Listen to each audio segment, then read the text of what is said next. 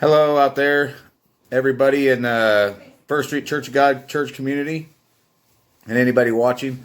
I've decided that we've decided that as far as videos go, we are going to start to separate our announcement videos for the church from the actual service videos of having the service, so that we could allow people who are watching to be able to see the service directly pretty quickly, as opposed to having to people who don't come to the church regularly to have to listen to announcements, which wouldn't really pertain to them. So we separated. I'm just going to try this today. I want to announce for this coming Sunday is Easter, and this coming Sunday would be the day that most people will be going to church, and people who usually don't go to church end up going to church. So this coming Sunday, we're not able to do that because of what's been happening. We've come up with some ideas, and I've already announced, put an event marker on the website. If you haven't checked out the First Street Church of God, Hoisington, Kansas website, you need to, Facebook page. It's not a website, but yeah, Facebook page. You need to check that out and like it, and then become a follower so that you can keep up to date. I'm still using YouTube as a platform to put my videos up, because we're not doing a Facebook Live video service because we do not have Wi-Fi in our church, and but it would just be too risky with cellular service to try to do that. So it's just a lot easier for us to just go ahead and post it on YouTube. So I know a lot of people don't like clicking on links, but you just got to bear with us on that. But if you can click on that link, you will be able to just go directly to YouTube and watch it. And if you go to YouTube, you could subscribe, which is going to allow you to see the next video that's posted immediately when you do go to YouTube. Or you can just like the video right there. You can even comment on it, whatever you want to do. It doesn't matter. But either way, I'll still be posting on Facebook, and I'll be trying to reach out to people on messages also, just for those people who don't have social media. But anyways, we're going to have what we're going to call curbside communion. Now, I understand that many people are like, what are you doing? You're not supposed to have any kind of congregating or anything like that. Well, we're not planning on doing any congregating. We are going to, between four of us, me, Vanity, Jody, and Nicole, we have some pre-packaged, already sent. We got them in the mail, and they're just little cup with a wafer and a little juice inside. They have a seal on them. We're going to clean those up. We're going to do what we can with gloves, and we don't want to get sick either. You know, nobody wants this stuff to spread, but the biggest thing is to make sure that people feel safe. We have a 90-year-old pastor. We do not want to in any way put him in danger or anything. So he's already dangerous enough. But we want to do what we can. So what we're going to do is we're just going to have people pull up front, and then if you'll sit in your car, and we'll come up with gloves. We won't hand nothing to you. You'll reach out and grab it off of something, and it'll just be that little thing, and it'll already be wiped down. I mean, you name it, we're going to do it all. It'd be better than you would get at McDonald's or walking through Walmart. You know what I mean?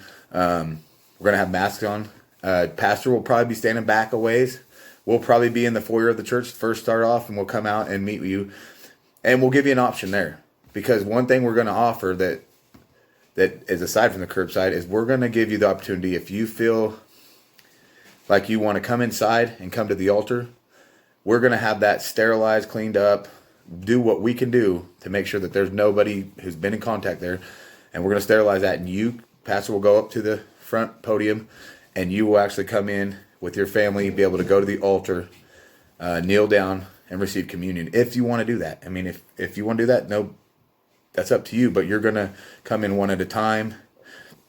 If you're somebody who's behind somebody who just happens to go inside, feel free to pull in the parking lot, but we're going to ask you to just be patient and wait. We don't know if there's going to be a lot of people. There may not be, but if you just happen to be pulling up and there's somebody there already, doing their thing, we're separate. We want people to stay separate. So we'll walk them in and we'll walk them out. And when they come out, they'll move on, and then you can pull up. We'll basically pull it up in the handicap spot in front of the church. You can pull up, and you can make your choice whether you want to stay in the car. And when you stay in the car, just be real quick. Dick just has a small ceremony that he wants to a prayer. I'm not sure what it is. This is something that he's doing with it, with whatever he wants to do.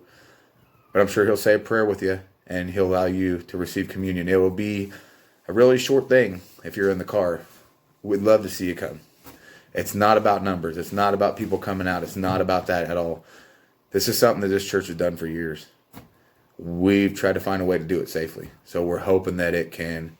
We're not looking for big numbers. We don't care. We're going to be there for 2 hours regardless. And we would love to have anybody who would want to come. Now, that being said, I've said enough about that.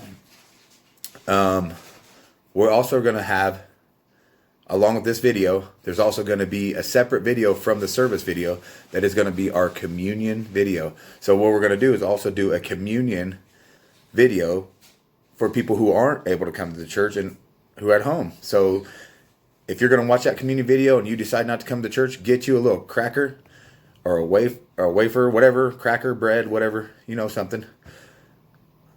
Cheese it, whatever.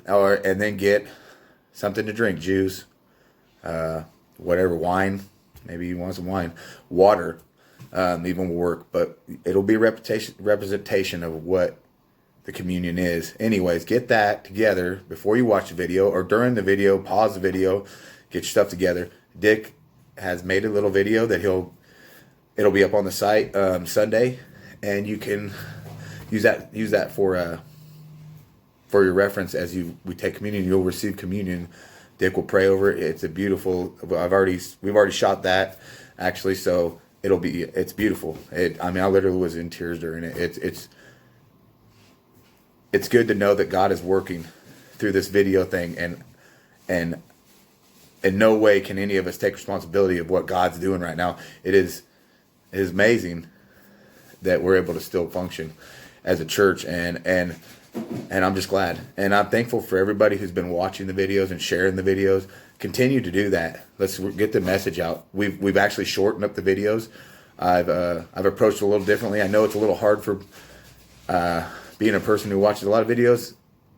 I understand when I'm scrolling through my stuff, I don't want to watch a 30-minute video. I've watched a lot of services of other churches, and I love the services, but sometimes I'm not as much into the music and the announcements and these things because that don't apply to me. But I want to see that service. So we have shortened up the actual service. I've tried to shorten it up to where we're getting right to the word, right where Dick's speaking about, the pastor speaking. So this is the long video. That's the announcements.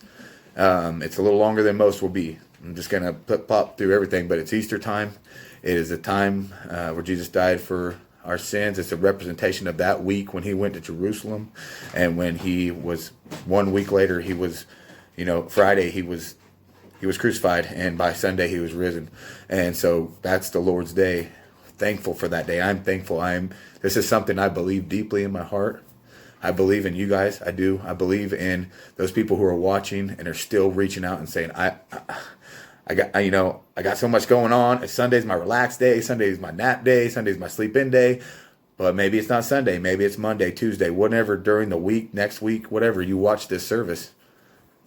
You're sitting here and you're sharing with us. And if you're a part of our church and you're watching this video right now, I just want you guys to know that we want to hear from you. We want to know what you've been up to. If you guys have ideas, reach out to me. Like, don't be afraid to reach out and say something to me. Me and Vanity, Nicole, Jody, say something. We need to hear from you. We need to know you're doing okay, and we want to know how you're doing, and we need to know what your prayers are, because we want to put them out there, because this is how we work and this is how we function, and we don't gotta stop. We believe in prayer. Prayers work for us as a church. So I'm shooting this video at home, which is different, but this is kind of the norm now. And so this is how we're going to approach things right now for Sunday.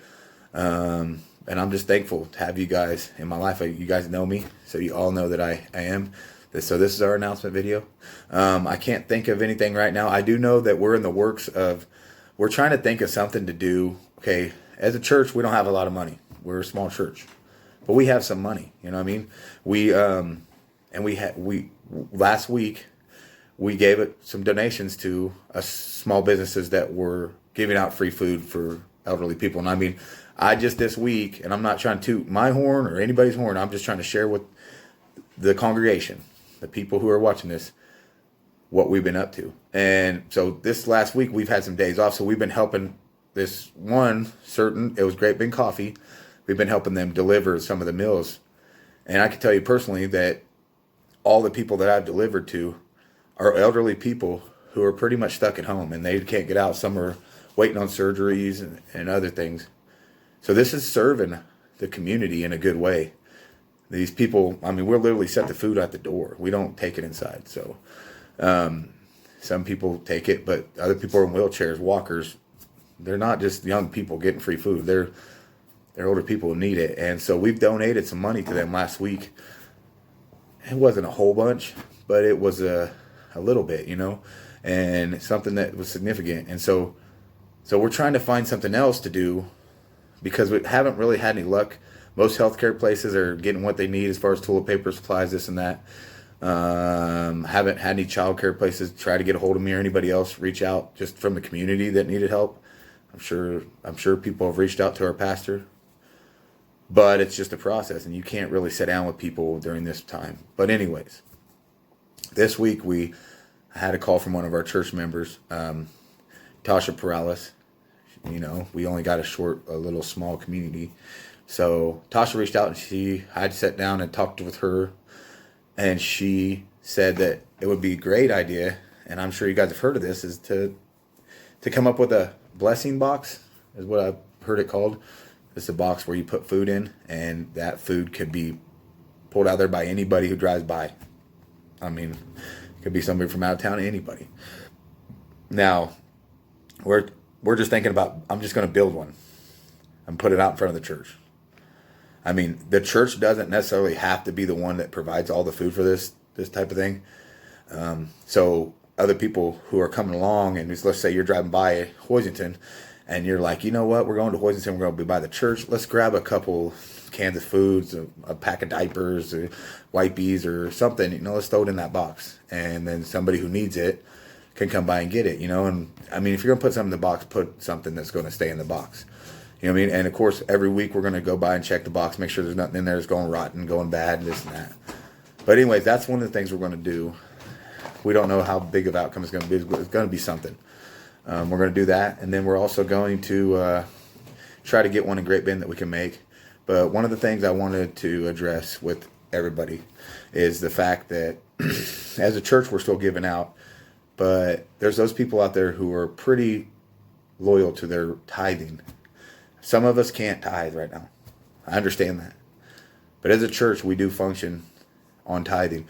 And we don't really have a system of receiving tithes right now. We've been giving our tithes just directly to Nicole. Dick also has been giving his tithes, and he's able to just go deposit it. But those people out there who still want to tithe and want to give to the church, we'd ask you just to send it to the P.O. box of the church, and that P.O. box, I'm going to post it.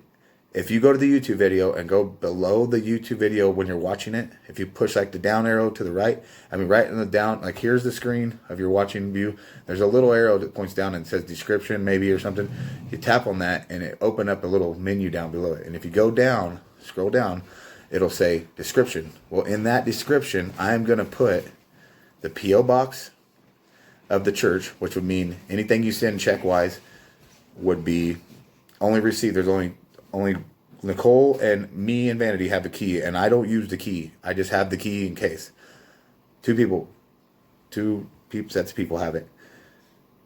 I believe Dick has the key too, but he's kind of sidestepped from all the business side of it. So if your checks are there, they're going to go directly into the bank. If you need a tax receipt or whatever it may be, just put that, with your check, say, I need this.